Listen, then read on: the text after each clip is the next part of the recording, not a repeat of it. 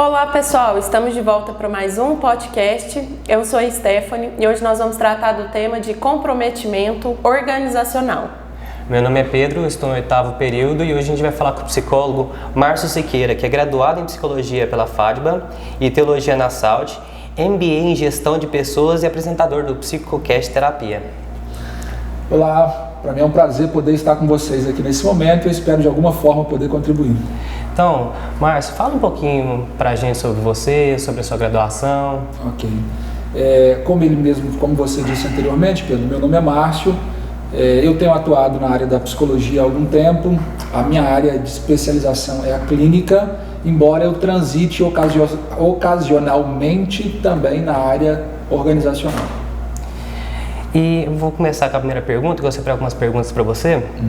Como é possível fazer com que os funcionários entendam como seus departamentos contribuem para o sucesso da empresa e percebam como seus próprios esforços ajudam no alcance dos objetivos da empresa e, ao mesmo tempo, fazer com que eles obtenham uma sensação de realização do trabalho? Na sua opinião, como o psicólogo pode ajudar nessa compreensão do trabalhador? Bom, quando o interesse da empresa e o interesse do colaborador, eles estão andando na mesma direção, isso tende a ficar mais prático. Quando a organização ela tem essa perspectiva de que ele precisa atrair pessoas que têm a mesma visão que ela, então essas coisas elas vão ser mais convergentes. Uma das grandes dificuldades é que, boa parte das vezes, a organização ela não se preocupa com o tipo de visão que o colaborador tem. Ou o colaborador não se preocupa com qual é a visão que a organização tem. E agora, duas pessoas com organizações, com percepções completamente diferentes, estão numa mesma organização. E dentro desse processo, agora você precisa encaixar essas expectativas da empresa, /organização, com as expectativas do indivíduo. E agora o psicólogo ele faz essa função ou tenta mediar esse processo. E aí ele vai utilizar de estratégias dentro desse mecanismo. Primeiro é ele perceber o que acontece dentro desse local, dentro desse ambiente, o que causa esses problemas e quais são as medidas que podem ser tomadas para minimizar esses danos. Márcio, você acha que as empresas elas apresentam a missão, visão e valores já desde o início, ou você acha que falta essa comunicação mesmo dessas empresas na hora dessa contratação desse funcionário, trabalhar um pouco mais? Qual que é a sua opinião? A impressão que eu tenho é que isso é um quadro bonito. Missão, visão, valores é um quadro bonito, mas na maior parte das vezes é só um quadro bonito. A própria liderança, ela não encarnou essa visão. Uma vez que essa liderança não encarnou essa visão, não vive essa visão, fez ali, sentaram, fizeram, escreveram, etc. Tudo bonito, tudo maravilhoso. Mas se a liderança dessa organização, se ela não vive isso 24 horas, eles não inspiram os seus colaboradores.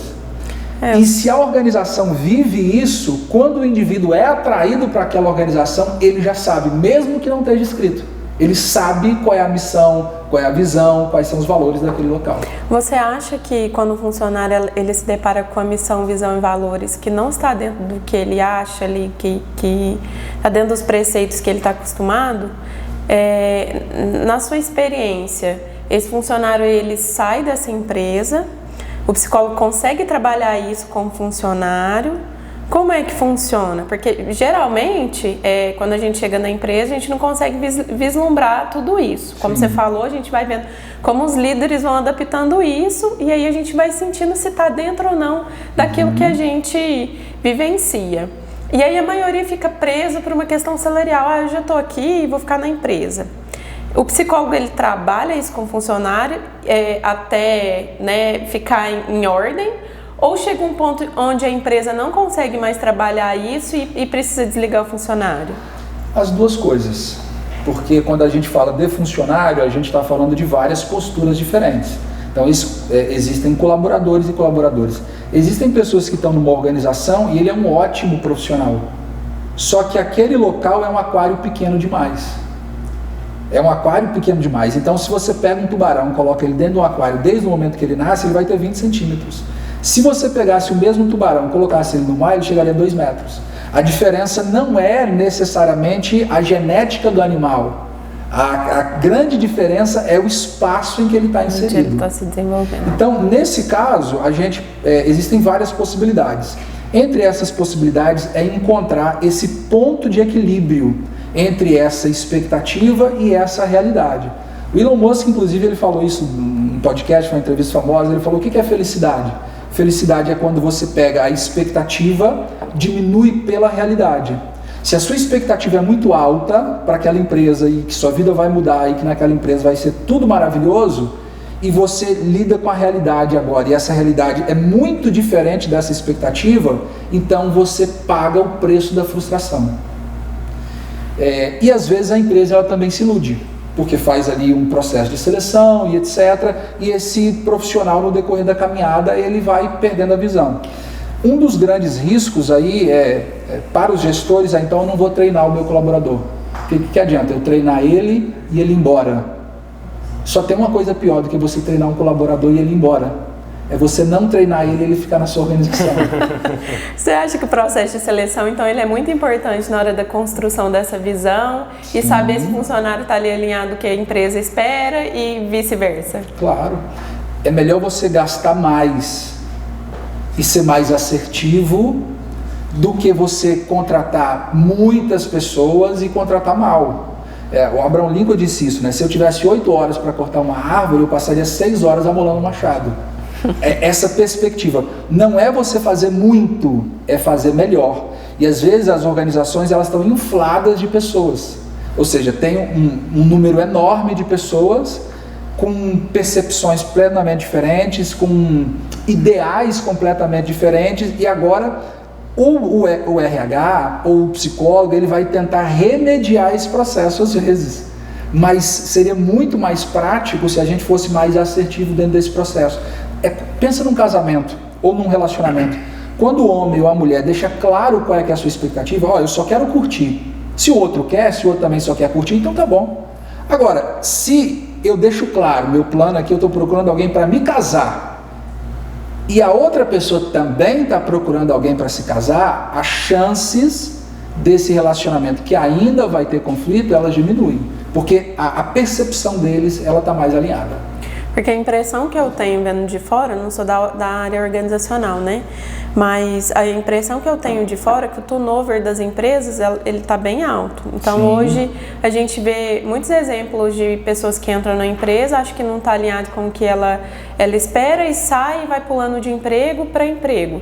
As empresas sofrem com isso e essa pessoa também vai sofrer com essas consequências no futuro, né? Perfeito. Então, como que o RH tem feito para poder filtrar isso, para assegurar esse colaborador? Porque, como você disse, treinar um colaborador e perdê-lo, a empresa também sai perdendo, sim, né? Como que o RH tem trabalhado para que isso funcione? Vamos pensar nessa questão. O que é que o indivíduo está procurando? O que ele quer? Eu acho que essa é a pergunta. O que ele quer? Eu tenho para oferecer o que ele quer ou eu não tenho isso? Porque se eu não tenho condições de manter, é uma questão de tempo até ele se perder. Assim, eu não tenho nada contra, mas vamos imaginar aqui, o líder, ele é a tampa dessa organização. A organização nunca vai ser maior do que o líder. O líder é a tampa da organização. A organização vai até aonde o líder vai. No caso do RH, do psicólogo, a pessoa responsável ali, o que ele pode fazer para minimizar? Ele encontrar isso. O que as pessoas aqui querem? Eu vou mostrar aqui uma pesquisa, por exemplo, que foi apresentada na revista Exame. Foi feita uma pesquisa pela Global Learning Survey, apresentando com 1.101 brasileiros que foram entrevistados. E aí perguntaram para essas pessoas o que essas pessoas queriam das organizações. E uma das respostas, ou a resposta que mais se repetiu, por incrível que pareça, foi um suporte psicológico. 71% dos entrevistados no Brasil, para os entrevistados no Brasil, as organizações deveriam oferecer serviços gratuitos de saúde mental aos empregados. O que isso mostra? A gente vive numa realidade em que cada vez mais o trabalho ele é mental. Os nossos avós, bisavós, ele estava ali com o cabo da enxada, pegando boi, aquele negócio todo. Esse tipo de trabalho ele está cada vez mais se extinguindo. O trabalho ele é mental. Esse indivíduo que está nessa empresa, se ele está exausto dentro dessa organização, seja pela liderança, seja pelo clima que é vivido ali, seja pela maneira em que as coisas são geridas, talvez não é claro, os processos não são claros, ele vai se desgastando. E esse desgaste que ele vai vivendo dentro dessa organização, e esse indivíduo também, ele tende a ser mais frágil pela vivência que nós temos hoje. Então nós temos pessoas entrando no mercado de trabalho com um grau de fragilidade maior. Esse indivíduo, agora você tem uma pessoa frágil numa organização com uma série de problemas, ele vai fazer igual a série Todo Mundo Odeia o Chris, né? Eu não preciso disso, meu marido tem 2 empregos, eu vou embora. Mas eu tenho notado bastante que as empresas elas já entenderam que o funcionário é a base ali, né? Se o funcionário está bem, se aquele ambiente de trabalho está bem, ele vai produzir mais. Essa é a impressão que eu tenho. Sim. O funcionário, ele já percebeu isso na sua visão? Então, o funcionário, na maior parte das vezes, o ser humano, aliás, o que é um funcionário? O funcionário é um ser humano. O ser humano, na maior parte das vezes, ele está pouco se lixando para aquilo que o outro quer. O que eu quero? Essa é a pergunta. O que essa organização tem para me oferecer? O que essa igreja tem para me oferecer? O que esse clube social tem para me oferecer? Essa é que é a pergunta em que nós fazemos. As empresas perceberam que os funcionários são o grande diferencial? Algumas sim, outras não. Qual que é o grande diferencial hoje? Inovação. Inovação vem de gente. Máquina não inova. Máquina, ela segue comandos, ela é previsível e ela vai repetir aquele comando até que ela se quebre, até que ela se torne obsoleta. O ser humano é o único capaz de trazer inovação, e o grande diferencial é a inovação. O problema é que essa é a parte boa e essa é a parte ruim, porque esse indivíduo que inova positivamente é o mesmo indivíduo também que faz um motim naquela empresa para boicotar a liderança. Ele pode inovar positivamente, ele pode inovar negativamente. E aí onde é que entra essa função do gestor, do RH, do líder, do psicólogo, fazer esse mapeamento do que está acontecendo naquela organização, quais são as expectativas, esse equilíbrio, o que a gente pode oferecer. E às vezes passa por isso também. O reconhecimento é um ponto que sempre aparece nas pesquisas.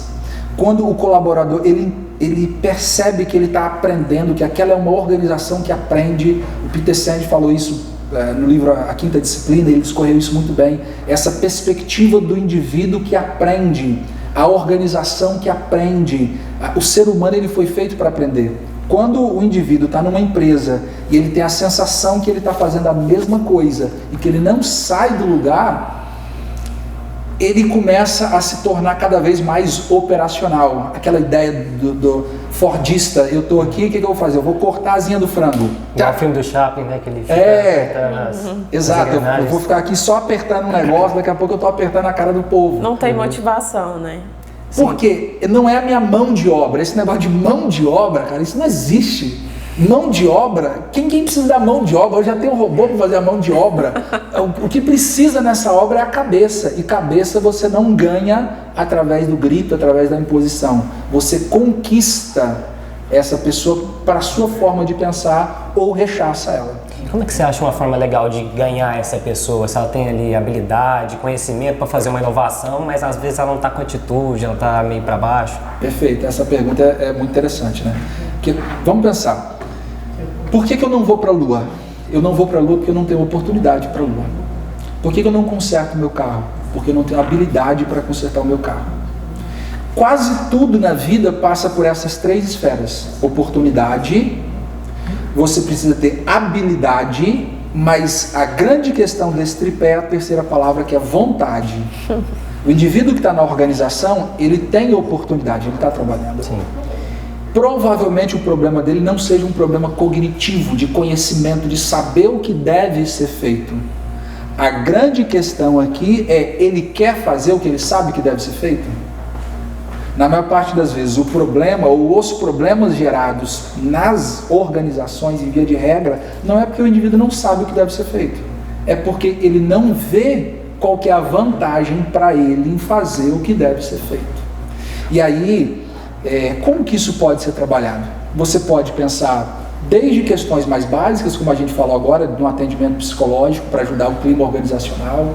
Isso passa pelo reconhecimento, isso passa pela gamificação, que é uma expressão que hoje tem sido muito utilizada, que é essa: o indivíduo, ele precisa sentir que ele está passando de fase.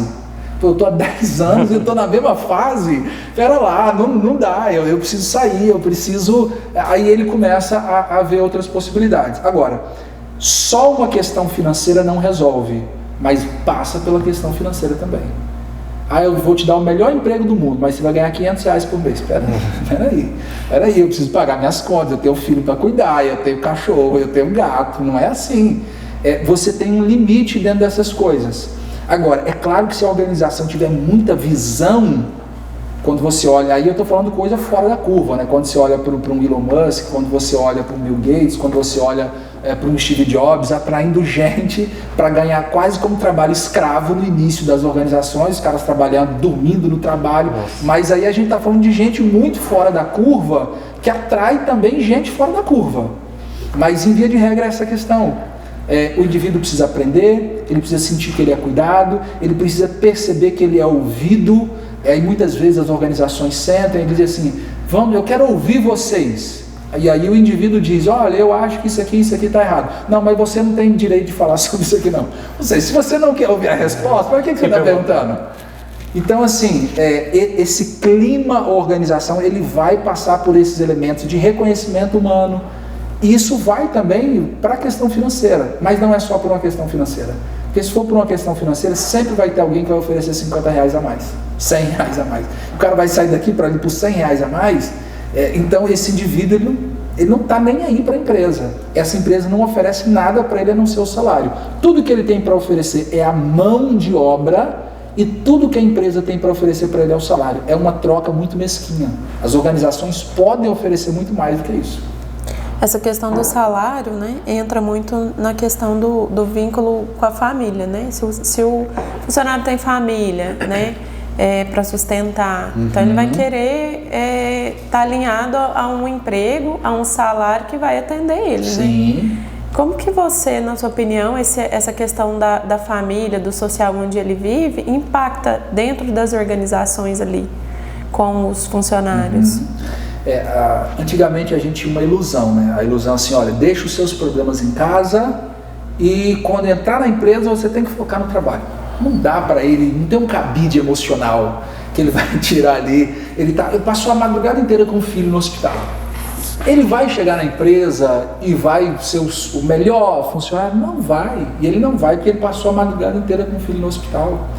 E a organização, as organizações mais humanas, esse é até um processo interessante, né? Porque a gente está humanização da hospitalização, humanização dos processos e tal. Eu entendo isso, mas se a gente pensar nisso, o cachorro não precisa de um processo de caninização. O gato não precisa de um processo de gatização. Eu sei que não existem esses termos, tá? Mas só para contextualizar. Mas parece que o ser humano perdeu a noção do que é ser humano e agora a gente está vivendo um processo de humanização. É preciso implementar uma coisa que na verdade já existe, né? Já existe e é o básico. O que você espera de um humano? Que ele haja como humano. Mas tudo bem. Então, as famílias ao redor, elas pesam muito. Por exemplo, as mulheres, elas tendem a pensar muito mais em sair do emprego do que o homem. Principalmente quando você pensa numa mulher que é mãe solo, por exemplo, e que cria o seu filho sozinha. Ela vai pensar muito mais do que aquele jovem solteiro de 35 anos de idade que mora com os pais. Esse cara que tem 35 anos de idade, que mora com os pais, ele pode errar mais. Ele pode se dar o luxo de ficar 1 ano sem ter um emprego, por exemplo. Essa mãe solteira, ela não vai se dar esse luxo. Ela não pode se dar esse luxo, ela não vai querer se dar esse luxo. Por quê? Quem vai dar de comer para o filho dela? Então, a organização familiar, ela contribui para isso. Ela não somente contribui dentro dessa perspectiva, como outras perspectivas. Se você está com um problema sério no seu casamento, vai afetar essa organização. O seu rendimento não vai ser o mesmo. Não, deixa os seus problemas para lá, mas não dá. Não dá para ele deixar os problemas. Esse indivíduo ele vai vir para a empresa, ele vai tender a procrastinar mais, porque ele tem um problema em casa, a energia dele está sendo drenada, ele vai chegar para o tipo de trabalho que ele tem que fazer, ele vai adiar esse trabalho, ele vai dar aquela famosa morcegada, porque ele está com um contexto muito negativo. E se esse indivíduo ainda, se ele está ali e ele pensa, eu estou aqui só pelo meu salário, se a empresa atrai pessoas que só querem, só estão ali pelo salário, ambos estão lascados. A empresa porque ela não vai crescer, e o indivíduo que ele está nessa relação de troca com a organização, ele não entende que ele é o gestor da carreira dele. Pensa um jogador de futebol que pensa assim, já que não me dão um aumento salarial, vou fazer um gol contra. Aí vão me dar um salário melhor. Vou prestar atenção em mim. Aí eu vou ser notado. Vai, claro que vai ser notado. Só que para te mandar embora do time. Você é notado? Você fazer gol contra, que maravilha. Todo jogo ele faz um gol contra. Você quer um indivíduo desse no teu time? Tu não quer. Então, só que o indivíduo ele pensa assim, eu vou lascar essa empresa aqui, já que eles estão me lascando. Só que não tem como você lascar a empresa sem se lascar. Porque é a tua carreira. E aí eu entendo que existem empresas e empresas, e existem colaboradores e colaboradores. Não dá para a gente generalizar. As organizações são más? Não. Os colaboradores são maus? Não. Porque existem colaboradores e colaboradores, e são perspectivas diferentes. Hoje a gente está vivendo esse movimento muito forte nos Estados Unidos e está ganhando aí o mundo inteiro, que é de pessoas que decidiram não trabalhar. Eu escutei um termo técnico para isso, eu já não consigo mais me recordar esse termo, e é mais ou menos isso. Olha, depois da pandemia, muita gente descobriu que pode viver sem trabalhar. E isso está crescendo e crescendo assustadoramente. Bom, é um direito do indivíduo. Se ele não quer trabalhar, tá bom. Eu vou viver, sei lá, de artesanato. Ok, e aí eu não estou dizendo que artesanato não seja trabalho. Eu estou dizendo essa pessoa que decidiu viver da arte dela. De maneira mais simples. De maneira mais simples. Se você ganha R$300 e você está feliz com esses R$300, continue ganhando esses R$300. Para que você vai se esforçar para ganhar 20 mil? Você tá feliz ali com aquilo, está satisfeito? Não, eu só quero o básico para mim poder ir surfar na beirada da praia. Eu conheço gente que vive dessa forma. O cara vive vendendo água de coco, ele não quer mais nada para a vida dele. Ele tem um quiosquezinho dele na beirada da praia e a vida para ele é aquilo ali. E ele está satisfeito. Aí você vai tirar um cara desse, vai botar um terno e uma gravata, vai botar ele numa corporação, esse cara morre. Ele está feliz ali, então continua. Agora, se você está ali vendendo a sua água de coco e não está satisfeito, não adianta você ficar reclamando da organização. Não vai resolver o seu problema se reclamar do governo, e aí eu não estou falando que o governo é bom. Eu só estou dizendo que você ficar buscando terceirizando e não assumir essa responsabilidade não vai fazer diferença. A única coisa que vai fazer a diferença é você assumir a responsabilidade. Eu quero isso aqui para mim. Tá bom, então o que eu preciso para chegar lá? E às vezes o indivíduo ele tá numa organização que não é a organização dos sonhos dele, tá bom? Eu estou aqui nesse período enquanto eu estou pagando a minha faculdade. É um crime isso? Não é um crime. Ele está dando o seu melhor dentro da empresa, dentro desse período, e a empresa sabe que depois de formado, talvez essa organização, o que ela vai ter para oferecer para ele depois de formado? Se ela não tem como segurar esse tubarão que está crescendo demais, ele vai sair fora desse aquário e vai procurar outro espaço. E está tudo bem. A gente associa muito a pessoa que não quer trabalhar à saúde mental. Ela vai ficar com a saúde mental afetada, né? Porque ela vai ficar sem fazer nada e tal. Mas a gente esquece que é justamente o que você falou, né? Independente do trabalho que a pessoa está exercendo, o importante é ela estar satisfeita. Isso Perfeito. É ter saúde mental. Perfeito. Porque não adianta eu colocar um terno e gravata e ganhar rios de dinheiro se eu não estou satisfeita. E é o contrário, né? Ficar lá vendendo água e falar, não, eu mereço mais. Sim. Mereço mais que isso e estou insatisfeita. Então, é muito, o limiar, né, é muito subjetivo ali do que faz feliz, mas a maioria das pessoas, elas esquecem disso e acabam trabalhando somente pelo dinheiro. Sim. Né, e esquece da qualidade de vida. Eu sou uma pessoa que transitou de profissão. Eu me formei em Direito, trabalhava na área administrativa e eu me tornei doula. E as pessoas achavam isso um absurdo. Mas você saiu do escritório, você se transformou em doula? Sim, porque meu trabalho me faz feliz hoje. E o trabalho que eu exercia, não. Ele traz satisfação, né? Exatamente. E eu sou boa no que eu faço hoje justamente por isso. Eu não era boa no que eu fazia. Né? E eu estava ali na rotina, no emprego onde que a sociedade esperava que eu tivesse, mas eu não estava feliz. Sim. Então a saúde mental não está associada a isso e a gente esquece, né? Esquece disso. O que é melhor? Um advogado infeliz ou uma doula satisfeita? Uma doula satisfeita, ela é muito mais benéfica para a sociedade do que um advogado infeliz. Exatamente. É claro que todo trabalho, toda organização, ela vai demandar um grau de insatisfação. Não tem onde tem pessoas tem problema. Se você estiver sozinho na ilha, você vai ter problema de relacionamento. Só tem você em casa, não tem mais ninguém. Você está varrendo a casa, de repente você está ali, sua burra, você não devia ter falado isso. Você está falando com quem? Você está falando sozinho. Você está com problema de relacionamento, só tem você e você tem problema de relacionamento. E é isso. É verdade. Ser humano é isso. A gente tem essas dificuldades. Agora, junta 10 pessoas num local, você tem 10 problemas ali. 100 pessoas, 100 problemas. 1000 pessoas, 1000 problemas. Você precisa aprender a lidar com as frustrações do trabalho, porque não existe trabalho perfeito.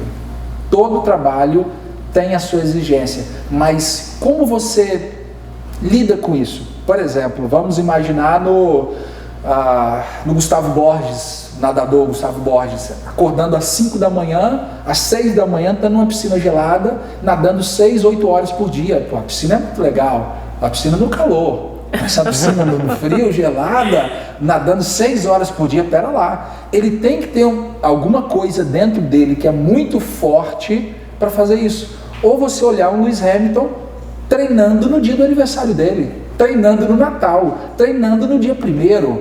Olha como é glorioso o trabalho desse cara. Pô, mas olha o preço que esse cara paga. E aí a gente entra nesse outro ponto, que a gente vive numa sociedade hoje em que muita gente ele quer o resultado, mas ele não quer o processo. É que na verdade isso não é nem só em relação ao trabalho, a vida é assim, né? É assim. E as pessoas, elas estão cada vez mais querendo um mundo muito perfeito, né? E não é assim, vai ter altos e baixos, é como você falou, nem todo trabalho, aliás, nenhum trabalho vai ter só pontos positivos, né? O empenho que você vai colocar ali, a satisfação que você vai colocar, é que vai fazer você acordar de manhã, né? Que vai falar, não, vale a pena, faz total sentido mesmo. E quando está alinhado com o seu propósito, e quanto mais distante é aquilo que você tem como correto e a sua prática, quanto mais incongruente o indivíduo maior é a tendência que ele tem de adoecimento. Quanto mais próximo é a prática da teoria, ou seja, eu sei que é certo fazer atividade física e não faço, eu me martirizo. Se eu não vejo isso como importante, tudo bem. Mas se eu vejo como importante e não faço, eu durmo mal. Agora, quando você é congruente entre a sua teoria e a sua prática, isso traz satisfação. Seja a sua crença qual for, seja o seu ideal qual for, seja o seu projeto de vida qual for. Quando essas duas coisas elas combinam, você agora tende a viver melhor. A grande questão é essa. Todo mundo quer botar gelo no copo, mas ninguém quer encher a forminha. Então não dá certo, não fecha essa conta, né?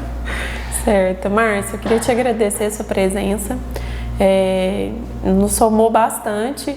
Eu acho que só casou com o que eu já achava. Eu já trabalhei em muitas organizações, hoje eu sou autônoma, mas eu sempre pensei nisso, e principalmente quando eu fiz, né, essa transição de carreira, e as pessoas vão me abordar perguntando, nossa, por que você fez? Eu falei, gente, eu quero viver feliz, eu quero viver satisfeita. E eu acho que o comprometimento em relação à organização vem daí, né? Você querer fazer a diferença e a empresa também dá valor àquele funcionário que quer se comprometer, que quer fazer a diferença e todos vão crescer juntos, Sim. né? Perfeito.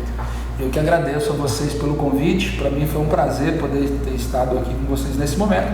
E espero em outro instante a gente ser convidados novamente. E eu quero convidar para você, imagino que até o momento em que você vai estar assistindo esse podcast, ouvindo esse podcast, já vai ter saído o primeiro episódio do Psicocast Terapia, que é um episódio, que é um podcast que a gente está produzindo e que eu acredito que vai ser importante para você que é estudante da área ou não. Seja bem-vindo a esse movimento também. Passa suas redes sociais para a gente também seguindo. No Instagram, psicólogo.marciosiqueira, Siqueira com S. No TikTok também, psicólogo.marciosiqueira, Siqueira com S. E é isso. Muito bem, Márcio, foi um prazer falar com você. Com certeza muita gente aprendeu muito com você hoje. Obrigado.